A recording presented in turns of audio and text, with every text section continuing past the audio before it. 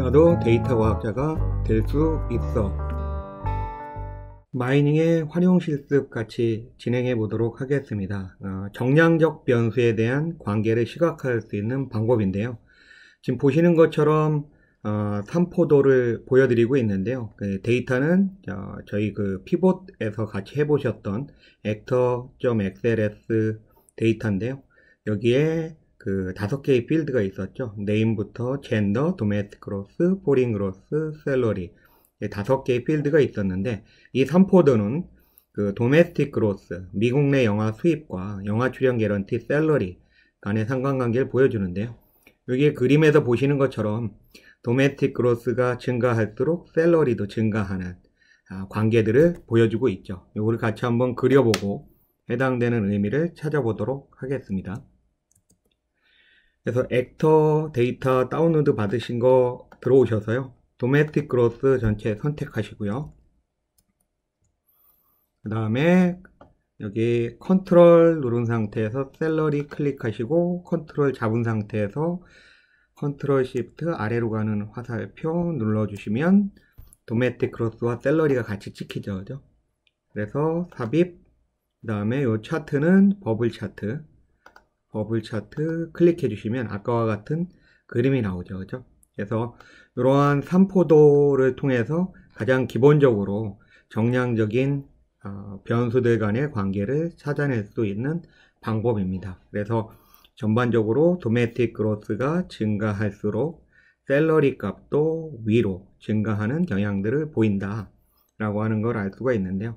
이런 것들을 포린 그로스에 대해서도 진행할 수 있는데요. 이게 이제 엑셀에서 제가 분석해 줄 수 있는 정량적 지표에 대한 상관관계를 분석해 주는 메뉴가 있습니다. 지금 보시면 데이터 누르셔서 데이터 분석 내에 보시면 여기에 상관 분석 있잖아요. 그죠? 상관 분석 누르시고 확인 누르시고요. 그러면 입력 범위 선택하게 되어 있죠. 그죠? 입력 범위는 도메스틱 그로스부터 셀러리까지 선택하시고, 항상 제가 숏키를 굉장히 단축키를 중요시하는 이유가 마우스를 끌고 내려갈 수 없어요. 그래서 이렇게 선택한 상태에서 단축키를 누르셔야 여러분들이 좀 더 빠르게 진행할 수 있고 오류 없이 진행할 수가 있습니다. 그래서 아까 얘기 드린 컨트롤 시프트 아래로 가는 화살표 3개 같이 동시에 눌러서 내려주시면 C5부터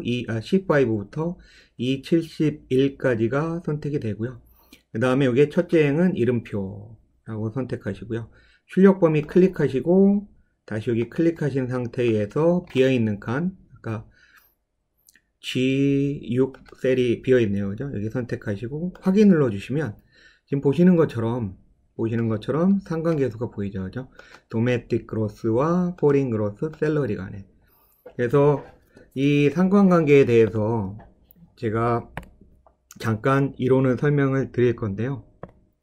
요 값을 우리가 통계 열심히 공부하셨던 분들은 기억하시겠지만 로우 x, y라고 하는 상관계수 값을 보여주는 겁니다. 근데 이거에 대한 수식은 어떻게 나오지 고민하지 마시고요. 이 값의 크기가 의미하는 것만 이해하시면 될 것 같은데요. 이 식은 원래 x, y 두 가지 변수 간의 공분상값, 코베리언스 x, y 값을 x에 대한 표준편차와 y에 대한 표준편차의 곱수로 나눈 걸 우리가 상관계수라고 하는데요. 이거 궁금하신 분들은 통계학 책 한번 다시 찾아보시면 될 것 같은데, 중요한 이론적인 내용은 이 값은 마이너스 1에서부터 1 사이의 값을 가지게 됩니다. 그래서 만약에 이 값이 로우 x, y 값이 0에 가까운 값을 갖는다. 그러면 이거는 독립인 관계예요. 독립이라고 하는 것은 x와 y 간의 릴레이션은 없다는 거죠. x와 y가 각각 자기가 개별적인 값들을 갖는다는 얘기고요. 이게 로우 x, y 값이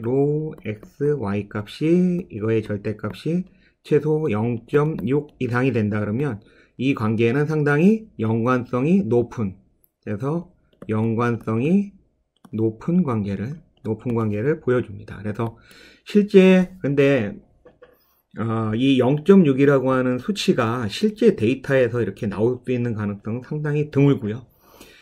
그렇기 때문에 실제 데이터를 갖다 넣게 되면 굉장히 아웃라이어 값들도 있고 극단치 값도 존재하다 보니 이런 상관성의 값들이 최소한 0.3에서 0.5 이상만 돼도 상당히 연관성이 있다라고 표현하면 됩니다. 그래서 연관성이 있다는 얘기는 결국에 우리가 이런 셀러리 값하고 도메스틱 그로스가 0.6에 굉장히 상관관계가 높다는 얘기는 도메스틱 그로스가 커지면 커질수록 셀러리 값도 크게 해주면 좋다는 얘기거든요.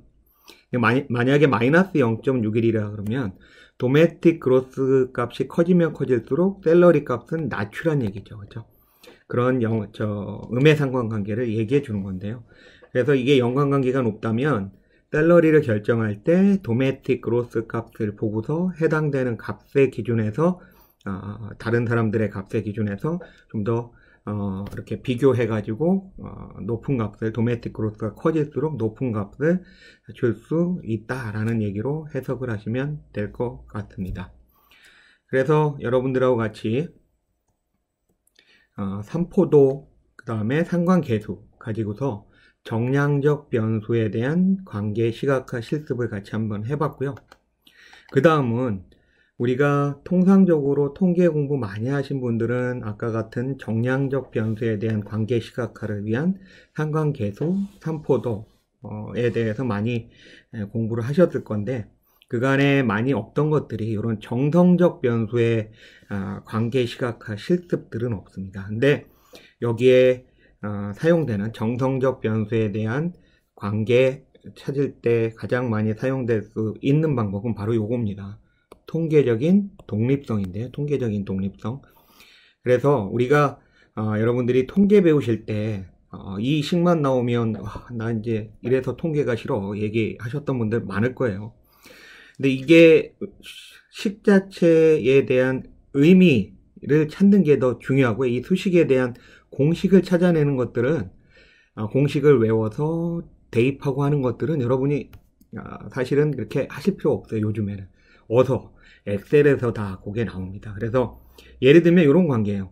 A1이라고 하는 게 여기 보시면 이 위에 있는 아까 셀러리의 수준이라고 볼게요. 그러면 셀러리의 수준과 그 다음에 여기에 B1이라고 하는 것은 젠더예요. 젠더, 피메일. 그 다음에 B2라고 하는 것은 젠더, 메일이에요. 그래서 요 세 가지의 확률이 똑같다. 그러면 무슨 말이냐면 A1의 확률, 즉 셀러리가 2에서 5가 될 확률이 B1, 젠더가 피메일인 사람이 2에서 5가 될 확률이나 B2, 젠더가 메일, 남자인 사람이 2에서 5가 될 확률이 똑같다는 얘기는 B1, B2가 별 역할을 못한다는 얘기죠. B1, B2가 영향을 안 준다는 얘기죠. 이해가 되시나요? 이게 독립이라는 얘기는 이 성별이 셀러리 수준에 영향을 안 준다. 즉 셀러리 수준을 예측할 때 피메일, 메일이라고 하는 성별을 쓸 필요가 없다는 얘기예요. 이게 바로 정성적 변수에 대한 관계 시각화 실습인데요. 그러면 이거를 한번 가서 어떻게 실제 엑셀로부터 알아낼 수 있는지를 같이 한번 보도록 할게요. 이 피벗 만들려면 지난 시간에 여러분들 그 피벗 하시면서 같이 실습했던 거 있죠, 그죠? 그래서 여기 보면 삽입 클릭하시면 피벗 테이블 나오잖아요. 제가 지난번에 피벗 볼 때는 올랩 맛보기에서 피벗 차트 했었는데 오늘은 그냥 그 전체적인 그 관계들 찾아내는 거기 때문에 피벗 테이블만 누를게요. 피벗 테이블 누르시고 그 다음에 새 워크시트에 해당되는 칸들의 피벗 테이블을 만드는 확인 눌러주시면 이렇게 뜨죠, 그죠? 그래서 여러분들 보이실 수 있게 조금 더 크게 만들어 볼게요. 그럼 아까 얘기했었던 그러한 셀러리와 젠더 간의 관계를 찾아보도록 할게요. 여러분들이 그런 셀러리를 결정할 때 과연 도메스틱 그로스를 가지고서 관계를 찾아서 하는 포린 그로스를 가지고 샐러리와 관계를 찾는 정량적 변수 간의 상관관계를 찾는 공부들은 많이 하셨는데 사실은 정성적 변수에 기반해서 이런 걸 수행하는 방법들은 안 해보셨어요, 사실. 그래서 지금 요 젠더를 잡아서요. 클릭해서 행필드에 넣으시고요. 행필드에 넣으시고 그 다음에 샐러리를 잡아서 열필드에 갖다 놓을게요. 열필드에 갖다. 그럼 지금 보시는 것처럼 2, 2.53 이렇게 원래 개별적인 값들 한 명 한 명 66명의 데이터가 있는데 한 명 한 명의 값들이 쭉 나열이 되는 거거든요. 이거 뭐 하시라 그랬어요? 그룹 주라 그랬죠. 그죠? 클릭하시고요. 2든 2.5든 3이든 요 해당되는 열에 클릭을 하시고 오른쪽 버튼 누르시면 그룹 나오죠. 그룹 누르시고요. 2에서 20까지 가는 건데 이거를 몇씩 증가시킬 거냐? 이게 인크리먼트 증가시킬 단위예요. 그러면 이거 한 3으로 한번 해볼게요. 아까 있는 거와 같게 만들어주기 위해서. 그럼 확인 누르시면 2에서 5를 받는 사람, 5에서 8을 받는 사람, 8에서 11 받는 사람, 11에서 14, 14에서 17, 17에서 20 받는 이렇게 나오죠. 그죠? 그래서 다시 한번 샐러리를 잡아서 값 필드에다 이렇게 갖다 넣으시면요. 지금 보시면 전체 여자 젠더의 그 여자 피메일, 여자 배우들은 18명이 있는데 그 중에 10명이 2에서 5 사이를 받고 남자 배우는 총 48명이 있는데 그 중에 9명이 2에서 5 사이를 받는다 라고 볼 수 있는 거예요.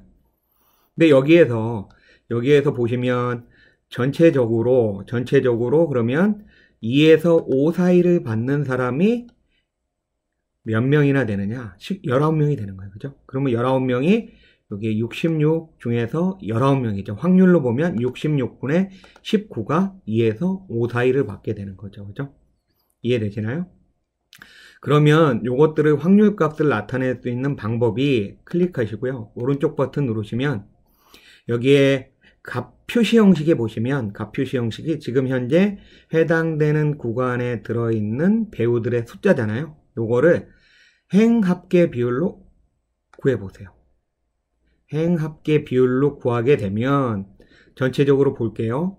그럼 이 값이 의미하는 게 뭐냐면 28.79다. 아까 요거 우리가 개수로 있을 때 행합계 비율 말고 계산 없음이었을 때는 몇이었어요? 제가 그대로 써볼게요. 한번.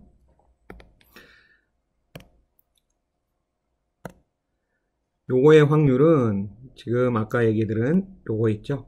이거는 무슨 말이냐면 샐러리의 수준이 2에서 5에 속할 확률은 66분의 19였었죠. 그죠?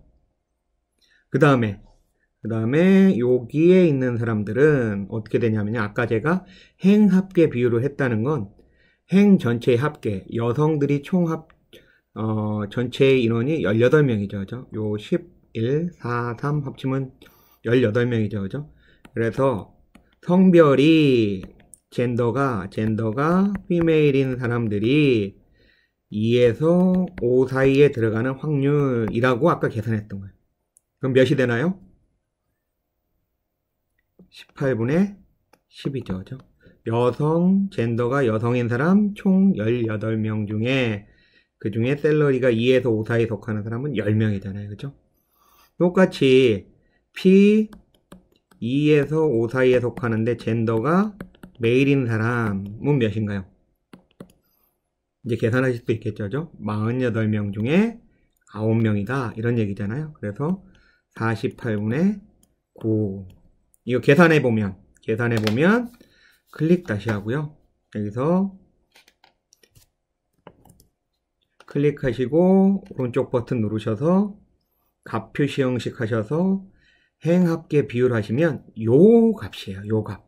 즉 지금 샐러리가 2에서 5 사이에 드는 모든 사람들의 확률은 28.79%잖아요. 요게 66분의 19고요. 그 다음에 첫 번째에 있는 55.56은 18분의 10인 거고요. 18분의 10. 그 다음에 세 번째 있었던 두 번째 있는 메일에 해당하는 18.75는 48분의 9에 해당하는 확률이죠. 즉 요 값이 어떤가요? 값이 요 세 개의 값이 얘하고 같으면, 그죠? 요 값이 요 값과 세 개가 같다. 그럼 무슨 얘기예요? 이 성별이 피메일이냐 메일이냐가 2에서 5 사이, 샐러리가 2에서 5 사이에 들어가는데 영향을 안 미친다는 얘기예요. 즉 이게 28.79인데 이 계산을 했더니 0.2879에 가까운 0.29, 0.28 뭐 이런 식의 숫자가 나온다. 그러면 거의 피메일이냐 젠더가 피메일이냐 메일이냐에 영향을 안 준다는 거예요. 독립이라는 얘기는. 결국 이 값이 비슷하다는 얘기는 결국 어떻게 얘기할 수 있느냐, 이 젠더가 샐러리 값을 결정하는데 주요한 요인이 아니라는 얘기죠. 거꾸로 이렇게 값들이 달라졌다는 얘기는 원래 평균에서 28.79인데 여성들은 55.56이 되는 거고, 즉 여성은 2에서 5, 여성들 중에서는 2에서 5 사이가 될 가능성이 상당히 높다는 거고요. 그 다음에 남성들은 평균 28.79에 비하면 굉장히 상대적으로 낮다는 거죠. 즉 지금 이 데이터에서는 어떻게 해석하실 수 있어요? 이 젠더가 피메일이냐 메일이냐가 상당히 큰 영향을 주고 있다는 얘기예요. 상당히 큰 영향을 주고 있다. 결국 이 젠더는 샐러리 값을 결정하는데 주요한 역할을 한다라고 보실 수 있는 거죠. 이해되셨나요? 이런 것들을 여러분들이 응용하시면 샐러리 구간에 수치형 변수를 넣으시고 그룹으로 만드시고요. 그 다음에 행 부분에 정성적인 변수들의 카테고리를 만들어서 넣으시면 이 변수들 간의 값의 비교를 통해서 해당되는 조건부 확률을 통해 이 젠더가 샐러리 값에 영향을 주느냐 안 주느냐 라고 하는 정성적 변수와 정량적 변수 간의 관계를 여러분들이 직접 해석하실 수 있습니다. 이해되셨나요? 이와 같은 방식으로 여러분들이 정성적인 변수에 대한 해석하는 방법들을 하실 수가 있고 응용하실 수가 있고요. 그래서 제가 지금 여기에 놓은 것처럼 이런 젠더 값, 샐러리 값들의 젠더 값이 주는 영향 간의 관계를 이렇게. 근데 요거는 지금 여러분이 보셨던 요 확률들은 여러분이 어떤 확률로 보시냐면 조건부 확률이에요. 조건부 확률. 그래서 제가 아까 수식 얘기 안 한다 그랬잖아요. 그죠? 요 조건부 확률로서 젠더가 피메일이냐 메일이냐에 따르는 조건부 하에 샐러리의 수준이 2에서 5 사이가 되느냐라고 하는 조건부 확률을 만든 겁니다. 즉 여기는 피메일이라는 조건 하에 확률들인 거고요. 여기는 젠더가 메일이라고 하는 조건 하에 샐러리 수준에 대한 언급이 나오는 거죠. 그래서 여러분들이 만약에 가지고 있는 데이터가 정성적 변수와 정량적 변수가 같이 있다 그러면 정량적 변수가 목표 변수다. 즉, 요 위에 있는 게 타겟 변수다. 그 다음에 여기에는 정성적인 변수들을 돌아가면서 여러 가지 정성적인 변수들이 있을 거 아니에요. 그거를 번갈아 가며 넣으시면서 이 행의 합계에 의한 비율을 구해봐서 요 세 개의 값이 비슷한 값을 다 갖는다. 요것끼리 비슷한 값, 요것도 비슷한 값, 요것도 비슷한 값을 다 갖는다. 이러면 이 정성적인 변수는 타겟 변수를 예측하는데 별 큰 영향을 안 주는 변수다 라고 생각하셔서 여러분이 모델에서 빼셔도 되는데요. 지금과 같이 이 평균 전체의 값에 대비해서 전체의 샐러리의 수준의 확률 값에 대비해서 조건부 확률의 값들이 다 급격한 차이가 있다. 이러면 상당한 영향을 주는 변수라고 생각을 하시면 됩니다. 이렇게 해서 제가 관계 시각화 실습을 마치도록 하겠는데요. 여러분들이 관계 시각화에 대한 실습에서는 정량적인 변수에서는 여러분들이 이미 통계학에서 배웠던 여러 가지 상관관계나 상관계수 또 산포도 등에 의해서 하는 것들을 다시 한번 리마인드하는 차원에서 같이 해봤고요. 정성적 변수에 대해서 할 수 있는 새로운 방법을 제안을 했습니다. 그래서 여러분들이 이거를 여러분이 가지고 있는 데이터를 가지고 다양한 활용을 한번 해보시면 좋을 것 같습니다. 계속해서 제가 이제 4탄부터 해서 10탄까지 이어질 거니까요. 버튼 누르셔서 계속 따라오시면 굉장히 좋은 저희 학습들을 진행할 수 있을 겁니다. 어차피 그 유튜브 강의니까요. 구독 다 듣고 유용했으면 좋아요 한번 눌러주시면 좋을 것 같습니다. 예, 감사합니다.